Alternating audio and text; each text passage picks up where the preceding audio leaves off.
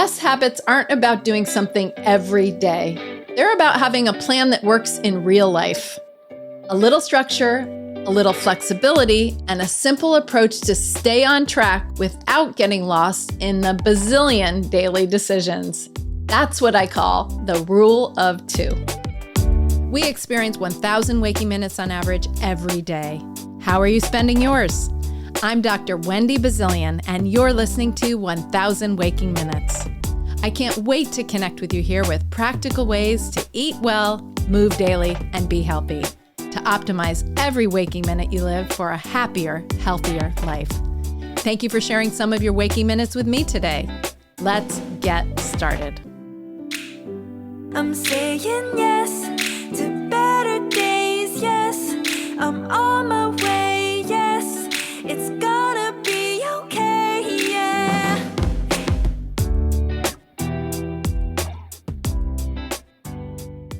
Welcome to 1,000 Waking Minutes. I'm Dr. Wendy Bazilian, and I'm so glad you're joining me today. You know those moments when you're really trying to make a new habit, a new behavioral change? Maybe you're cutting back on sugar, trying to move more, get more exercise during your week, or maybe being more mindful of your alcohol consumption. And it's going along fine until it isn't. Maybe it's dessert after dinner with friends that you just can't resist, or a glass of wine after a long, exhausting day. Or maybe you miss a workout because, well, life happens and deadlines approach and family encroaches on that habit. And just like that, one moment turns into what feels like a slippery slope, like you've blown it. The voice inside pops in and says, well, there it goes again. So what's the point? Or I missed today, so I'll just start again next week. It's an all or nothing mindset that's familiar to so many of us. And it's like total restriction, like a free-for-all of falling, and it can be exhausting. More importantly, it typically doesn't work long-term, as we've all probably experienced at times. But what if you had a more simple way to build habits without feeling so restricted? Building in flexibility with a little routine. A way to enjoy the things you love, some structure without rigidity. Flexibility without chaos, though, and you can actually progress without burnout or what you feel like is failure yet again. So this is ultimately about a way to stay on track that I'm going to talk about today and never feel like you failed in the first place. Because as I've said before, and I'll say forevermore, health is dynamic. It's not static, and we're all works in progress. So what I want to talk about today and what I want to share with you, I call the rule of 2. This is something I've used for years. I've used it with clients. I've used it in my own life. And what I love about it is it's simple, it works, and it never leaves you feeling like you're either on or off the wagon, whatever the wagon and wherever that wagon is. Always wondered about that. Of course, I'll bring some research to you and some practical strategies because this isn't just about ideas and an arbitrary rule. It's about what actually works. So, what is the rule of 2? Well, being a numbers and science person who is constantly trying to make sense of the world, aren't we all? I use words and practices. I pay attention and I observe. I research. But things that can help keep us on our feet, on the ground, moving forward, I'm always keen to pay attention to. And a lot I get to thinking about time, as you know, and how much we accomplish at times with our time. Those days, those waking hours, over days, over months, over years. Things like habits. And how many habits can we acquire in a year? I've pondered before. Does it really take 3 weeks or 21 days to establish a habit? Well, actually, science says no. The median there is closer to 60 days. Or things like, is restricting or Maybe more gently choosing to not have a dessert once or twice a week. If that's something that you're trying to change or alter, what's the better approach? Does it feel like you're depriving yourself one way or the other? What's the strategy? What's the mindset? Well, if you measure your days in minutes and your weeks in hours, and maybe your years in weeks or days or months, of course, what's coming into my mind is the Seasons of Love song from Rent. If you know it, they measure your life in love, which is seasons of love, of course. But if you think of numbers in a bigger context, in your days and times, and more expansive than just right this second or right this day, sometimes we can find that we have lots of opportunities to engage, even indulge in the things that we love to do, and time to set aside to maybe do a little less of the things that we're trying to curb or change in our lives, even when we're pulling back or that you don't do in certain times. So this may feel very abstract in what I'm saying. I'm going to make it more concrete in a minute. So let's make it more specific. So I've worked with many individuals, smart, achieving, goal-oriented, motivated individuals for many years. And I'd like to think of myself that way at times as well. But I can see how quickly certain roadblocks and obstacles can emerge at times when certain behaviors that someone is consciously expressing interest in changing, how hard it can become, how the roadblocks come up quickly. Maybe establishing an exercise routine they actually stick to, end quote, this time, or curbing the sugar in their diets, and so on. So one day I found myself sort of negotiating with a client with whom I had been working, and we had very good rapport and banter, a nice relationship.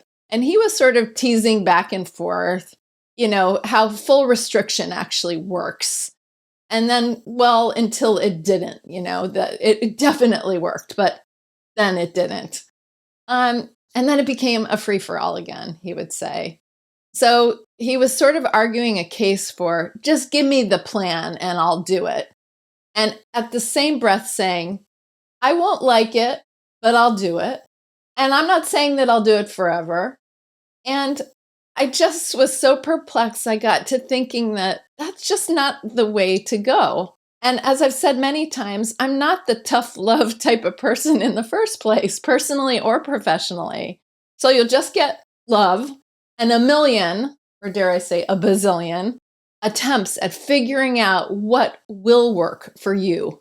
What is the way to find how to make the habit stick for your health and your lifestyle, your conditions, your preferences, your personality, your specialized circumstances, your peculiarities, maybe, in a way, though, that it feels life enhancing, that it feels reasonable, and maybe even pleasurable, if possible. So it hit me one day.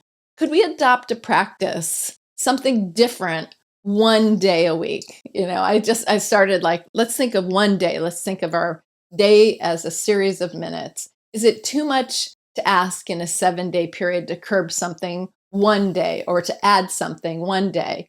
Most people say, well, if I'm going to try to take on a health habit, that's not enough. Maybe not. Well, it turns out that most people can do something once a week. When they know and when they plan, they can do it, which is amazing.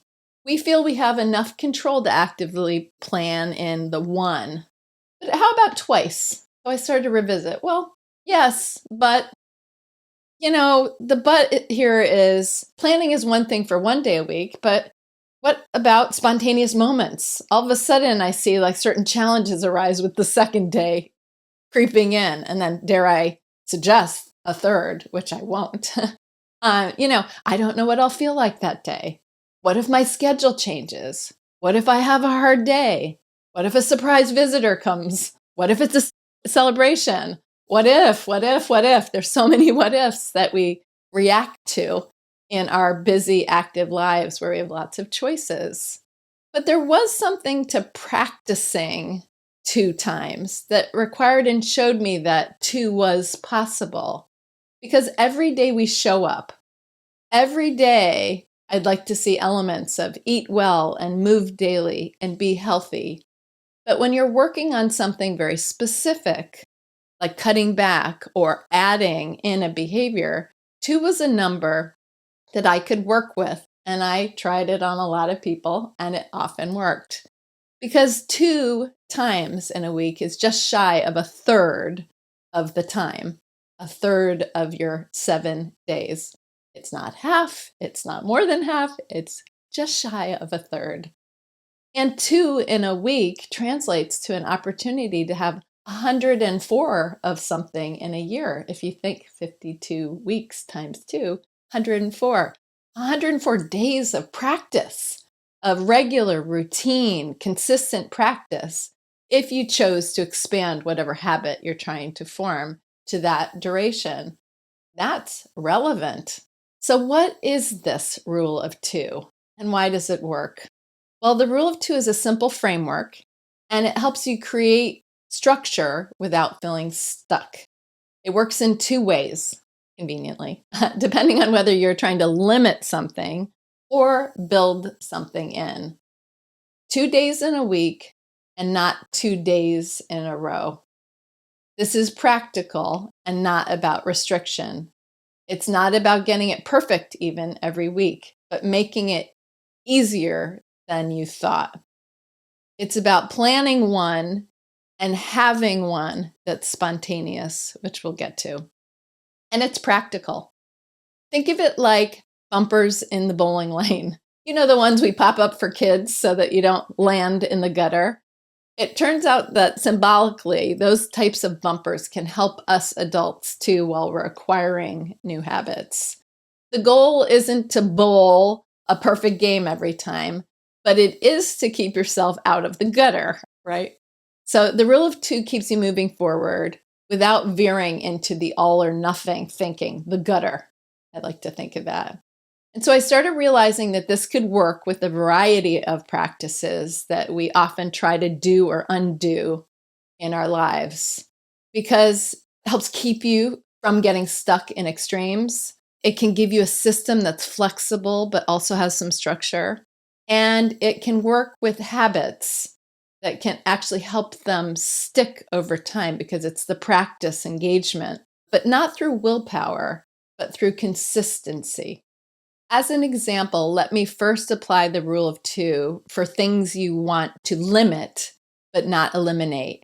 Let's say you're working on something you want to cut back on, but not completely eliminate. Maybe like desserts, alcohol, perhaps it's scrolling on social media, or even default ordering takeout because you haven't planned dinner in advance. For some, it might be staying up too late watching TV every night. So the idea of the rule of 2 here is that you're going to allow and practice building in the habit rather than eliminating it 2 times a week. You simply allow it in as a choice or option into your life twice a week. So you take it off the table, the others. You plan in the behavior. This is where the rule of 2 keeps you from feeling like you're constantly making a decision, because the decision is already made. It helps you with decision fatigue, and you write it down and you commit twice a week. And here's the thing, and this is important. One is planned and firm. You know when you're going to do it. But one is planned but flexible. You know it's going to be one more time, but you don't know when. So let's take desserts as an example. You decide, I'm going to ease off dessert every night as a habit, but instead we're going to plan for 2 nights a week that you will have your dessert. So Saturday night, perhaps you have plans at a favorite restaurant that has a fabulous pastry chef. So there it is. It's a planned dessert. You don't have to negotiate in advance like, I'll have a lighter entree, so I'll have the dessert, or I'll skip the dessert because, none of that. You plan it. Whatever you order, whatever you're doing, you're having dessert on Saturday. And the other? Well, mark it on a calendar so you remember. So you have a plan, but that's the flexible one. Let's say a friend invites you out for coffee and there's a pastry case and there's something that looks amazing. Or your friend says, hey, you want to split this? And you feel like yes would be the answer you want. You've got room for it. That's the flexible opportunity, and it's your second time. Ideally, and the idea of rule of two is that it's not 2 days in a row. So most times, let's make it that it's Saturday, but it won't be Friday or Sunday, but it could be any other day of that week. Because my goodness, if you've had it one time, it will never be more than a couple days away until you get it again. So that's really beneficial psychologically, not to mention you've made the decision. It helps you keep it as a choice, not as a habit that you're doing every single day. It helps you keep the glass of wine from turning into a nightly routine if that's something that you're working on. For social media, can stop the scrolling from becoming an automatic part of your winding down routine. It keeps us slightly aware without us having to be hyper vigilant and making a decision. Am I not? Scolding yourself when you do something. And it gives you a sense of control without feeling deprived, because you always know that the activity is right around the corner within a day or two. It forces us also to take a look ahead and to engage a tiny bit in planning. So we commit mentally, maybe even on paper, I encourage that, or digitally if you keep your digital calendar, but put it on your calendar. You can code it if you share your calendar with others so that you know what you're doing in your rule of two. And when you plan, when you commit and verbalize to yourself or others, you're more likely to follow through. And here's the thing, 2 times a week is 104 times a year. I've mentioned that before. If you're doing something 104 times a year, can you possibly really be deprived? It's just a structured way of helping you keep in balance, keep your mind in the game, and be sort of lighthearted about some of these things that feel like dreadful that we're having to do all or nothing. I'm avoiding desserts this month. Gosh, that sounds depressing, just saying it. So here's another example. We're going to flip it for things that you want, things you want to be consistent with, but not rigid about. So this may feel like a little different than what you're used to. If you want to be consistent, but not obsessive about something like exercise, for example, this is where the rule of two works the opposite way. Instead of deciding first when you will do the thing, first decide when you'll take a break from the thing. So let's say you're trying to exercise more consistently, and I want you to move every day in some way, but talking about the structured, like a exercise routine. And we also know from science that working out or doing half hour or more, 150 minutes a week, that's on average about 30 minutes, 5 days a week, that's not 7, is consistent with health promotion and disease risk reduction. So I have to work out every day is a mantra that really is not realistic. We know that. But how about setting your 2 off days first? So maybe your planned off days are Wednesday, arbitrary here, but let's say that's your busy work day, and you need the extra time, and consistently, it's not a hit, it's a miss when you do try to do exercise in your other attempts over time. So Wednesday, it's a day off. The other day could be flexible, because remember, the rule of two, it's just not 2 days in a row, but you can choose to be spontaneous with it. But let's plan it just so we have it into the calendar. Maybe it's Sunday. And again, I'm making this up, but let's say Sunday is a day that you can sleep in. Maybe it's a day that you want to run errands. Maybe you just don't want to stress about working out that day. To some people, exercise brings the greatest joy. They can't wait to do it. They're all in. Other people, exercise is a little bit getting over the hurdle. Like, I know it makes me feel good. I know I need to do it. I know that it's part of my active life that I want to live, but I don't always love it. And I do enjoy my days off, and I do enjoy other things, and that's fine. So what does this all do? Well, it makes your workout days automatic. It doesn't allow you to think like, should I work out today? No, because you already know that today's the day because your day off is planned. Or worse, like thinking all day about it. I don't know if you've done that. I have, and I've had to re-up my rule of 2 on this one. You think all day about like, I got to get my workout in. You're beating yourself up figuratively, practically, literally, as you crawl into bed thinking you failed. If that sounds familiar, and I've been there before, most of us have, then the rule of 2 can really help. If it's a day off, there's no sweating about it. I took this day off. If it's your spontaneous day off, then it resets the next day automatically as a workout day. And you can feel motivated, enthusiastic even about that. When you plan the days off, there's really no debate, no guilt, no talking yourself in or out. And why? It removes the decision fatigue. You'll hear me say that in a variety of ways today. You don't spend energy wondering if today is the day to work out or not. And it may even make the days on, dare I say, more solid, more rewarding, because you do have days off on the horizon and as part of your well-lived and balanced life. So you're not falling off if you miss a day. You've planned for it. It creates a rhythm. It makes consistency feel more natural. And it allows you to feel like you have some say here and some control with flexibility too. So let's really be realistic though about this. Even the best intentions, even with the rule of 2, can become unraveled at times.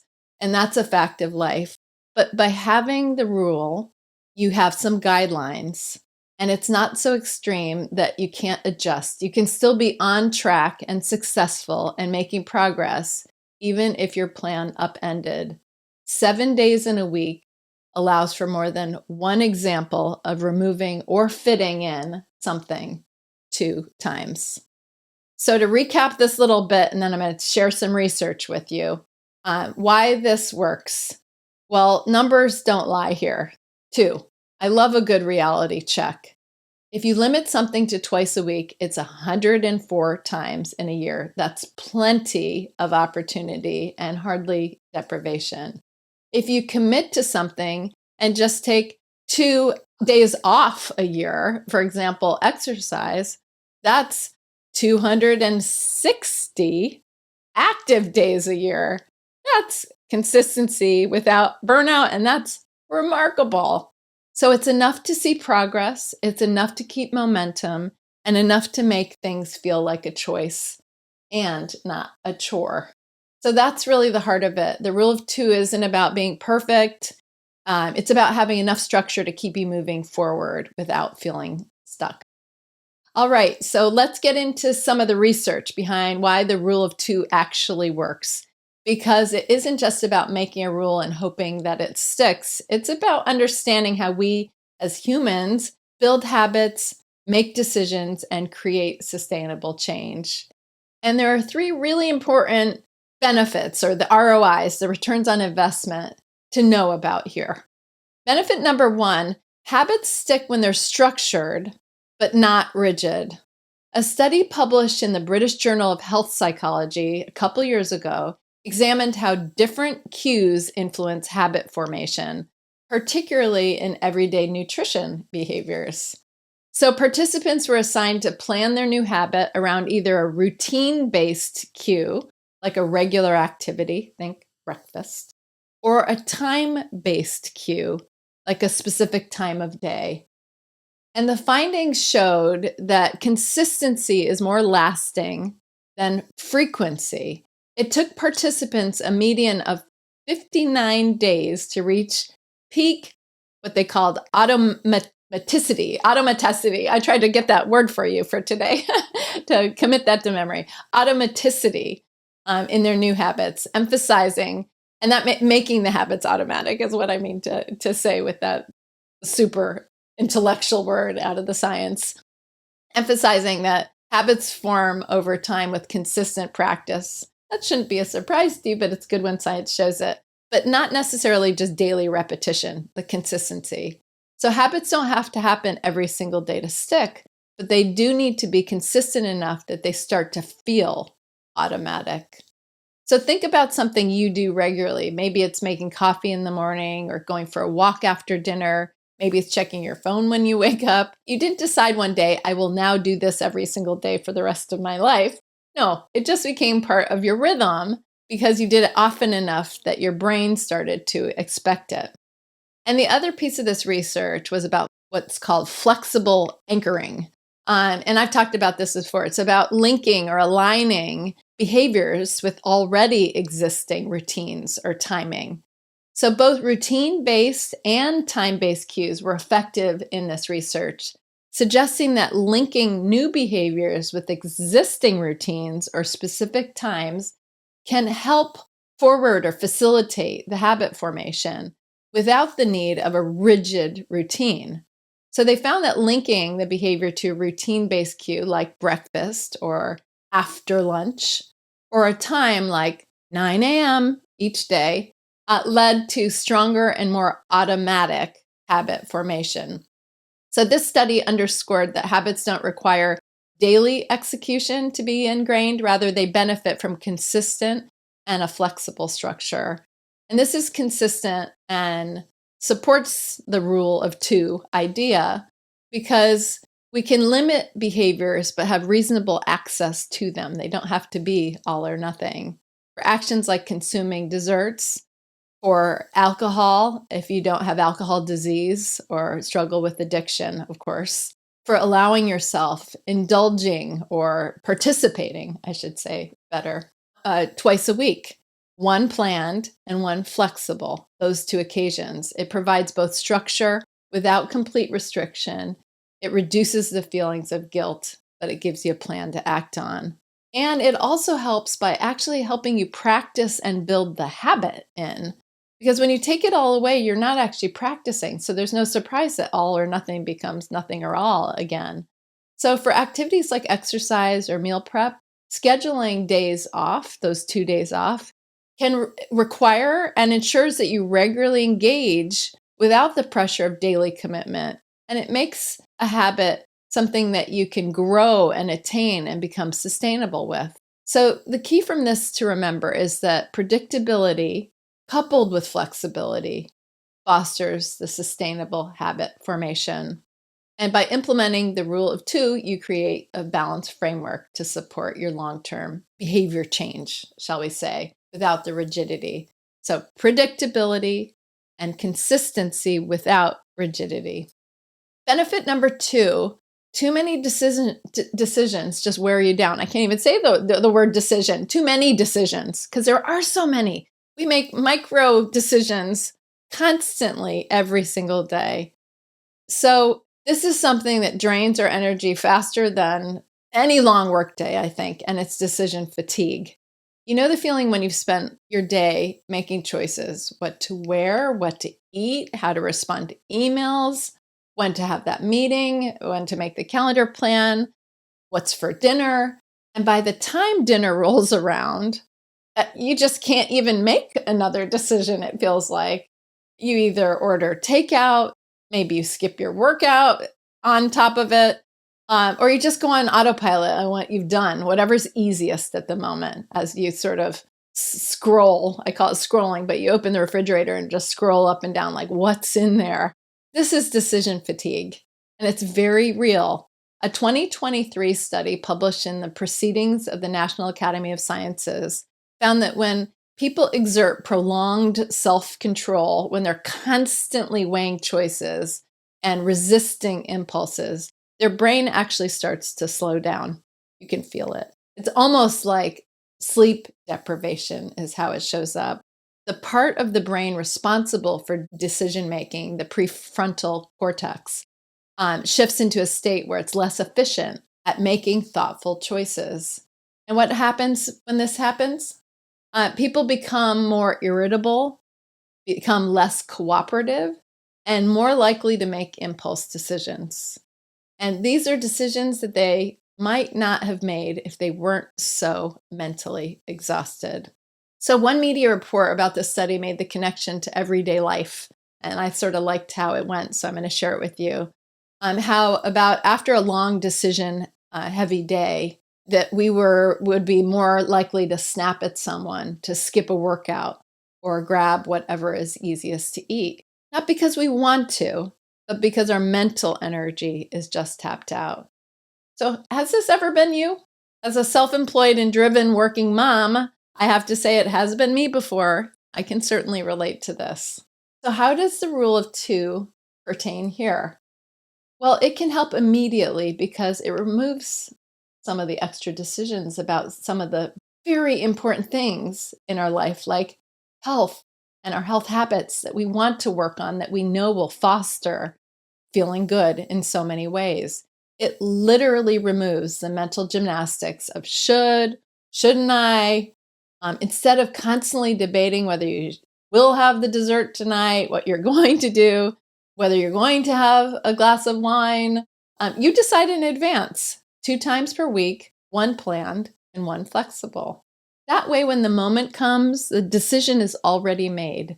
No guilt, no impulse, no energy wasted. If that sounds easier said than done, just try it. Try it. You will find that the decision made helps you immensely. The decision is made. There's no all or nothing. There's another day, another dessert, another whatever it is that you're forming. It works.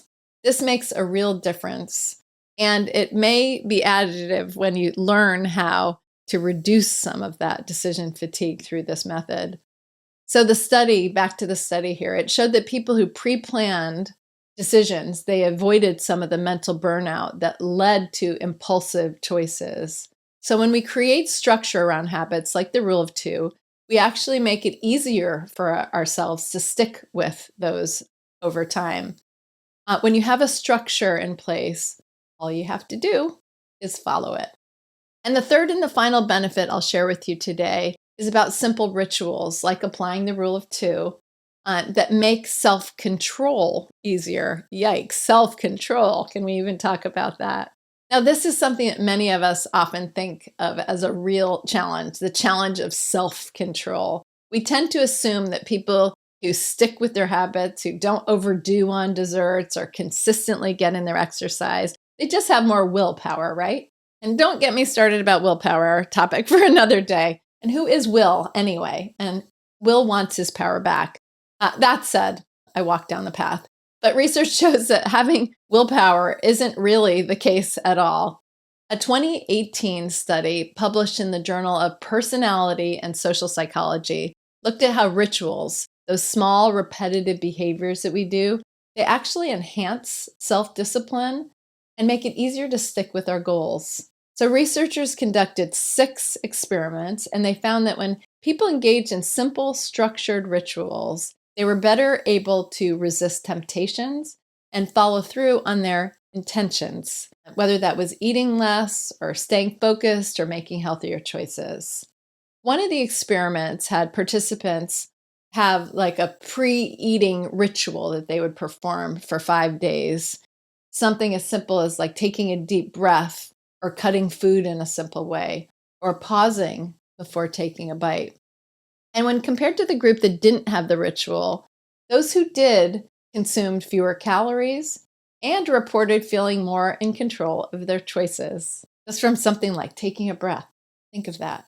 Another experiment found that when people tied a small ritual to a goal, like repeating a phrase before tackling a task or using the same prep routine before a workout, they found it easier and stuck with the behavior longer and felt less resistance in doing it.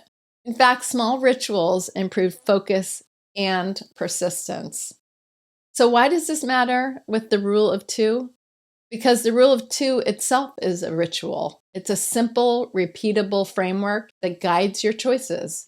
Instead of constantly debating, like we've said before, should I, shouldn't I? You follow a system that's already in place. And it's this small shift, having a plan that you stick to, even in a flexible way, it can remove the mental strain of making decisions in the moment. It literally provides a clear, repeatable system that removes the in-the-moment decision fatigue. It's really the difference between saying, ugh, I guess I shouldn't have a glass of wine tonight, to, I already had my 2 this week. I'm good. Think about that. And instead of battling yourself about your workout, maybe you just celebrate this is a day off. Maybe you get to the point where you can just proclaim it. You can say it proudly. This is a day off without bearing it in some kind of guilt. So when we pre-plan decisions and there's a simple system in place, we're far less likely to be mentally exhausted too. So remember, simple structure, clear decisions make self-control feel more natural instead of forced. It's less struggle, and it's how habits stick. So we're going to launch into some practical tips to get us started in a moment. But because we've digested all of that, I thought it would be good to take a mindful minute together first. So as you know, in most episodes, we do a mindful minute together, and it's our pause to reset, to simply be present. There's nothing to do, and it's just a moment for yourself. So as preparation, put your feet grounded on the floor. If they're crossed, uncross them. You can be seated. You could be standing. Let's ground our hands, our energy, roll your shoulders back, and let's take a preparatory breath in together through your nose and out through your mouth. I'll start our timer now. Just enjoy this mindful minute together.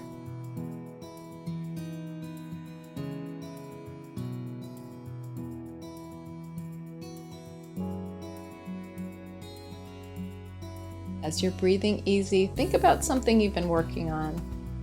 Maybe around eating well, or moving more, being intentional about rest. And consider the rule of 2. What if you gave yourself 2 dedicated times for this habit? 1 planned and 1 flexible. What if you had more space for balance instead of the all or nothing?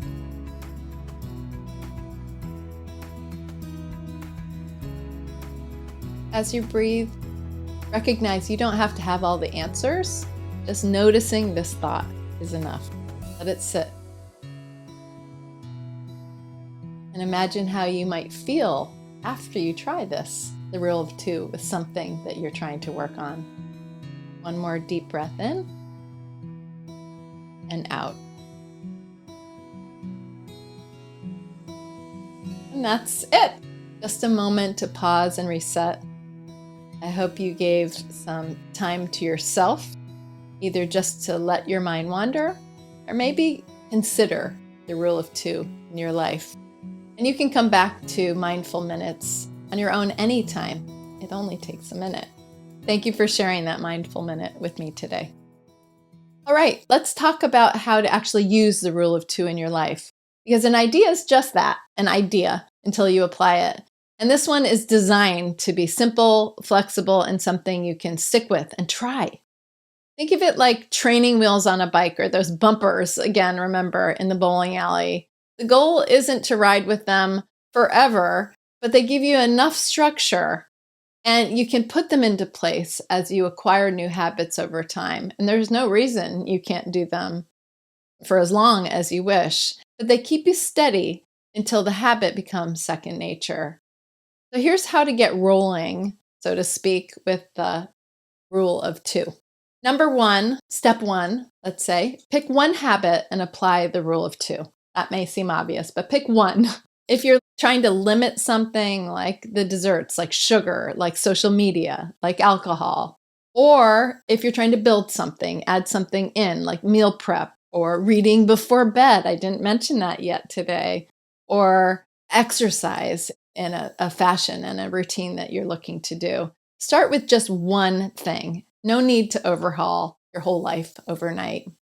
And then step 2 is set your plan. This is where the rule of 2 kicks in. For things you're limiting, choose your 2 times this week. 1 planned but flexible.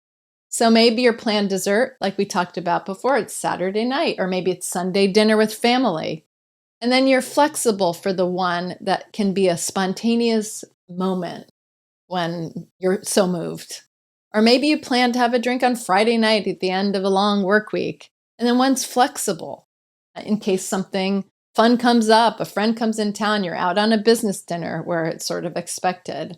The key is just not 2 days in a row so that you don't fall into the daily habit loop that can happen. And for things that you're building, choose your 2 days off so your days on are more automatic. You're starting a workout, don't try for 7 days this week, every single day. That will surely lead to some pain and soreness, mental stress, and probably burnout. Pick your 2 days rest ahead of time. If you're meal prepping, set 2 no-cook nights. Maybe that requires you planning and prepping in advance. Maybe it allows for leftovers. Maybe you plan for takeout or going out. But then you know the other days are covered. The key is the decision is already made. No more daily mental debates on the one thing that you're working on. Step 3 is adjusting without guilt. So life happens. This isn't about being perfect. And it's always important for me to remind people of that because we can get rigid and fixed even on simple strategies. So if life plans change, if your plans change, swap your day, shift things around. The structure allows for that. If you've had your flexible dessert already, but another event pops up, maybe swap your planned one or skip it this week. No big deal. The whole point is to try to avoid the guilt spiral and give yourself structure and freedom. You'll feel really empowered as you experiment with this, I assure you, and I encourage you to write me and tell me about it. At the end of the day, the rule of 2 isn't about restriction. It's about knowing you always have another chance coming. It's about staying consistent, but not feeling deprived. And remember, 2 times a week, as I've said before, and I'll say again, it's 104 times in a year. That's a lot of opportunities, and you're never more than a couple of days away from your next one. So what is the habit you're going to start with? Pick one, set your plan, and give yourself permission to make this easy. So as a wrap up for today, this is what I hope you take away. The rule of 2 is simple, but it's powerful. It's not about rigid rules or forcing yourself into any extreme. It's about having just enough structure to make things easier without feeling stuck. And whether you're limiting something like desserts or social media or sugar, or building something like meal prep or daily movement, the approach gives you a system to keep you consistent without the guilt, the stress, or decision fatigue. It at least takes away one of our million daily decisions. And most importantly, it helps you stick with your habits in a way that actually fits within your life. So this week, I invite you to try it. Pick one habit, set your 2 days, see how it feels. And if it works for you, keep it going. Adjust as needed and make it your own. And if today's episode got you thinking, I'd love to hear from you. You can always connect with me at 1kwm@wendybazilian.com. That's my email. Or you can visit wendybazilian.com and find me in through those doors as well. And if you're enjoying 1000 Waking Minutes, I'd be so grateful if you'd share, if you'd leave a positive comment on your podcast platform, if you'd subscribe. It really helps build our community, keep the conversation going. And as always, thank you for sharing some of your 1000 Waking Minutes with me today. Until next time, be well.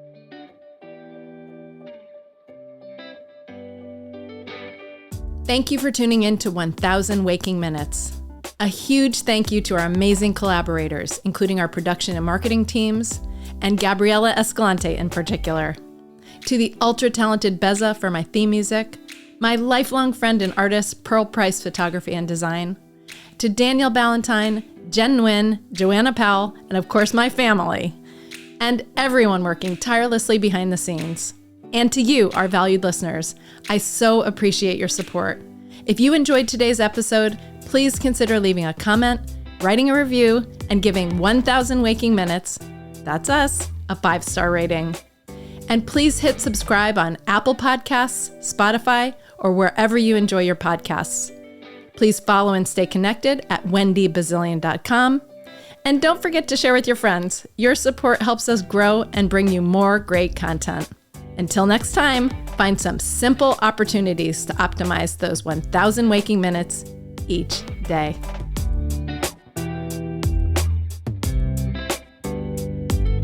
I'm saying yes